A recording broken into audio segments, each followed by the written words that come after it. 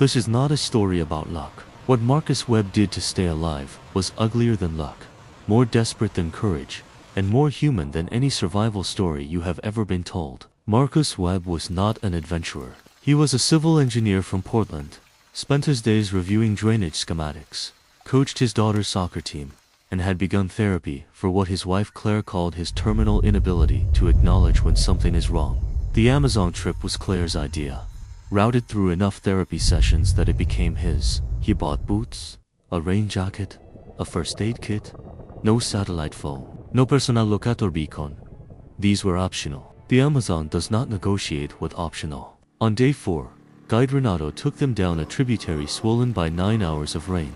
Renato said it was fine. In Portuguese, the words translated more accurately to, "It should be fine." It was not fine. And now Marcus Webb was alone on a root-tangled bank in a section of rainforest that saw fewer than 40 human visitors per year. He had 8 days ahead of him. He did not know that yet. He knew only the first unbearable understanding. No one was coming for him tonight. The water on his clothes was the first enemy. Not the jungle, not the predators. The water, humidity that made the air feel like breathing underwater. His feet were already failing inside those wet boots. He didn't know the name yet. Trench foot. The same condition that crippled soldiers in the First World War. The skin softens, then cracks open, and in those cracks, the Amazon deposits what lives in this ground. What Marcus knew was that his feet hurt in a way that felt architectural, like something fundamental was being dismantled. Some part of him, below language, issued a directive. Stand up. He stood up. He took inventory. Soaked clothes, a wristwatch, still ticking. A belt, the rain jacket still on his back. In the left pocket, a ballpoint pen, a receipt from the Manaus airport. In his jeans pocket, a Swiss Army knife that Claire had slipped into his bag the morning he left, with a note that said, just in case, he had not thanked her for it. He thought about that for 4 seconds, then forced himself to stop. Thinking about Claire was a door he couldn't afford to open yet. He needed shelter before dark. The Amazon at ground level is nothing like the photographs. No cathedral grandeur. A compressed, aggressive darkness. Every step required fighting something. Vines caught his ankles. Roots ambushed his footing. After 40 minutes, he found a fallen hardwood giant lodged at an angle against its neighbors, leaving a dry pocket beneath its bulk. He got under it as the rain began again, sudden and total, like a switch thrown in the atmosphere. He did not sleep that first night. The Amazon is never silent. Layers of frog frequencies, insect noise, comparable to standing beside industrial machinery, and underneath it all, the river murmuring its indifferent murmur. He lay there and understood, in a way no book had prepared him for, that he was inside something that did not know he existed. Then, approximately 12 meters to his left, something heavy stopped moving through the undergrowth, and it was not moving on. He did not know what it was. That was the worst part. It breathed a slow, measured respiration audible above the chaos of the jungle night. Something large enough that its breathing occupied space in the air the way a wall does. He locked every muscle. He became a thing that did not breathe, did not shift, did not exist. If existing meant making sound, the breathing continued for 11 minutes. He counted. Then it stopped. Not moving away. Just stopped, which was somehow worse. He did not sleep until dawn. When gray light filtered through the canopy, he assessed himself. His stomach had moved past hunger into a quieter phase, a persistent hollowness, a background noise of need. He drank rainwater pooled in heliconia leaves. Then he thought about fire. Not just warmth, smoke visible from the river, visible from aircraft. Signal. He had a knife. He had knowledge that was mostly theoretical and urgently in need of becoming practical. He spent 3 hours on fire. First, attempt a bow drill from liana vine, and a branch heat, then smoke, then a coal that died because his hands were shaking and the tinder was not dry enough. Second attempt, the same. The third was interrupted by rain. He sat with the failed materials in his lap and did something he had not done since his father's funeral. He cried. Total, sudden, all of him at once. Then it stopped. He picked up the materials and started again. On the sixth attempt, the coal held. He blew it into flames so carefully, so completely focused on that single point of orange light, that the jungle ceased to exist. There was only the flame, and his breath, and the tinder catching. When the fire took crackling, real, committed, Marcus Webb pressed both hands flat against the warm ground beside it, and said nothing. But something behind his sternum that had been about to break held. He had fire. He had survived 2 nights. What he didn't know. 5 kilometers downstream, Renato had reached a settlement and raised an alarm. Brazilian authorities had opened a search. 4 boats and a military helicopter were being organized, even as Marcus coaxed his fire to life. What he also didn't know. The search grid placed him in entirely the wrong quadrant. They were looking for him. They were looking in the wrong place. And the helicopter had already passed over his position twice without seeing him. On day 3, Marcus Webb ate something he could not name. A man who had sent food back at restaurants twice in his adult life. Who refused complimentary peanuts on flights. This was the person who now picked a large white grub from a rotting log and ate it, because his hands were shaking, because the hollowness had migrated into his muscles, because the grub was there, and it was protein, and staying alive had simplified itself to something that stripped everything else away. It tasted like nothing, both better and worse than anything else it could have tasted like. The first stayed down. He ate 3 more. He understood the math. His body needed 3,000 to 4,000 calories a day. 4 grubs delivered roughly 60. He needed to find the river, not to swim it, but to be visible. Rivers are arteries of human activity. He needed to stop going deeper and start finding his way back to water. It was the first real strategic decision he had made. He climbed a tree to orient himself, 30 minutes up a climbable trunk, hands bleeding from bark, until the secondary canopy thinned enough to read the light. What it told him stopped him cold. East was behind him. In his first night's disoriented movement, he had walked away from the river, not toward it. He climbed down, ate 2 more grubs, turned around. The correction cost him 7 hours. By the time he felt the river in the vegetation, standing water between roots, mud saturating the ground, the light was going. He reached the bank at near darkness. It was not the same river. Narrower, darker. A secondary waterway. A flooded forest finger. He was not lost in the same way as before. He was lost differently. He made camp. His fire took 4 minutes. His hands steadier. His process more accurate. The improvement both encouraging and terrifying.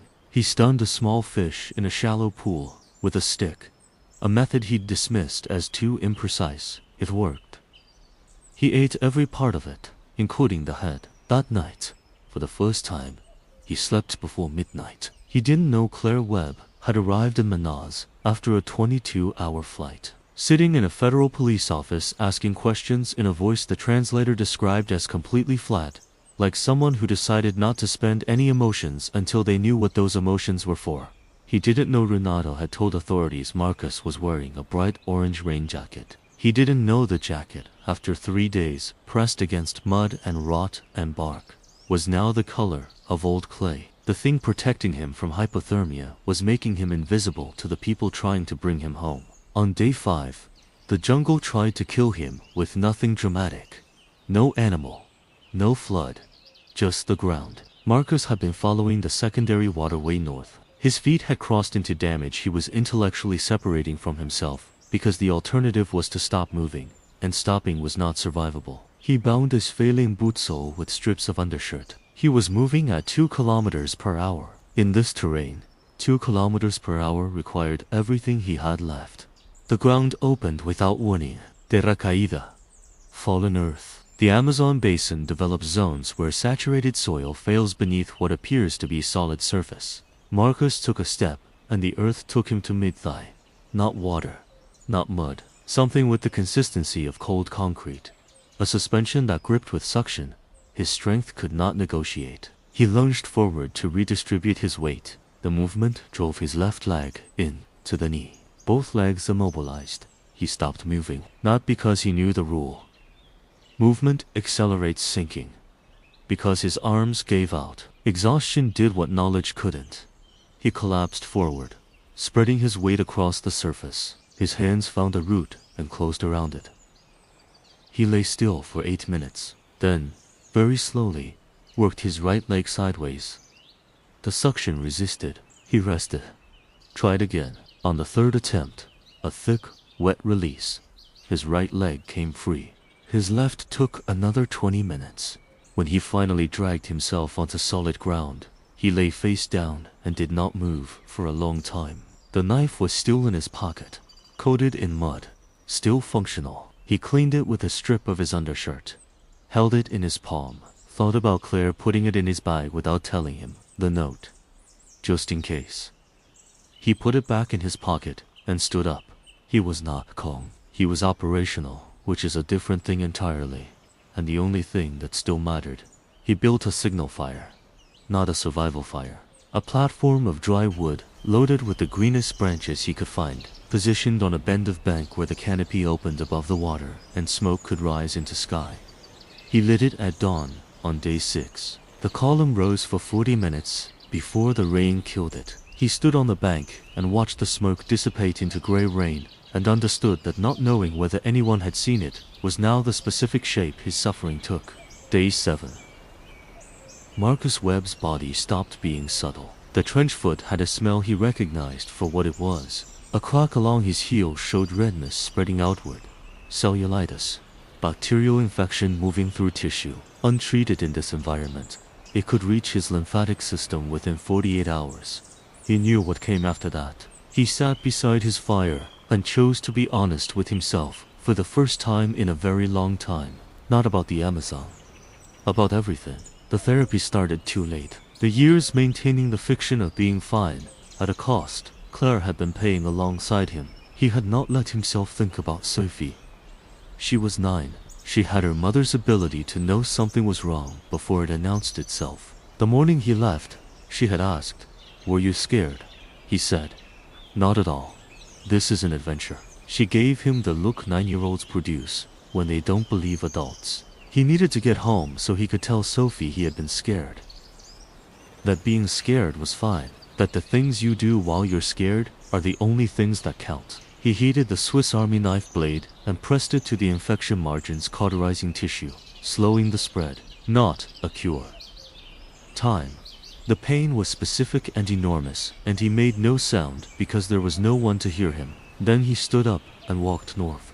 On the afternoon of day 7, 2 things happened. He found where the secondary channel rejoined the main river, wide, slow, brown, and the most beautiful thing he had ever seen in his life.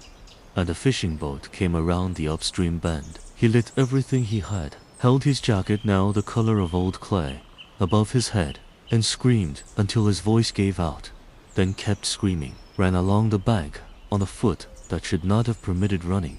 The fishermen saw him. The boat was piloted by Cicero Nascimento, 58 years old, 31 years on the stretch of the Negro River, who had never found anything like Marcus Webb on his banks before.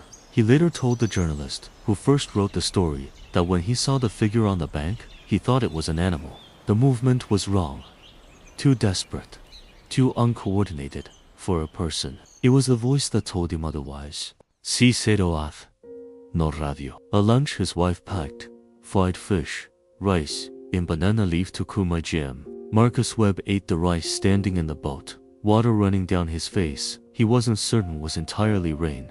8 days, approximately 23 kilometers from where the river took him. Temperatures averaging 33 degrees Celsius at 85% humidity. Grubs, larvae, 2 fish, boiled river water, 1 wild fruit. Everything he had eaten to stay alive. Cicero brought him to Tapor, where a federal police boat was docked. 73 minutes after Marcus Webb stepped out of the jungle, Claire Webb received a phone call in a Manaz hotel room.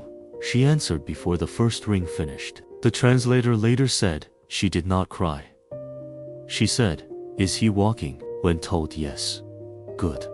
That means he's fine. Then she asked for the medical status of his feet. He was airlifted to Manaz. 4 days in hospital, -4 antibiotics, wound debridement, dressings more painful than anything the jungle had done. He had lost 9.4 kilograms. 2 fractured bones in his right hand he hadn't noticed. His pain threshold no longer registered it. Sophie walked into the room and looked at him, smaller, bruised in colors she had no names for, and said, "Were you scared?" "Yeah, I was really scared." She sat down, held his hand, didn't say anything else. Lieutenant Anna Kauto, who ran the search, gave an interview 8 months later. Of all her lost person cases in the Amazon, Marcus Webb's was not the most dangerous or the longest. What made it memorable was the debrief. Most survivors reconstruct their decisions into competence. The brain fills narrative gaps with coherence. Marcus Webb told her every decision that was a guess. Every moment he had frozen. The food he ate with his eyes closed, because looking at it would have stopped him. When she asked him why, he said, "I promised my daughter I would stop pretending things were fine when they weren't." He survived not because of what he knew, because of what he refused to do. He refused to stop. That's all survival sometimes is. He coaches Sophie's team on Saturdays, still drinks his coffee black, still in therapy. On his bookshelf, there is a Swiss Army knife in a small glass box. No label?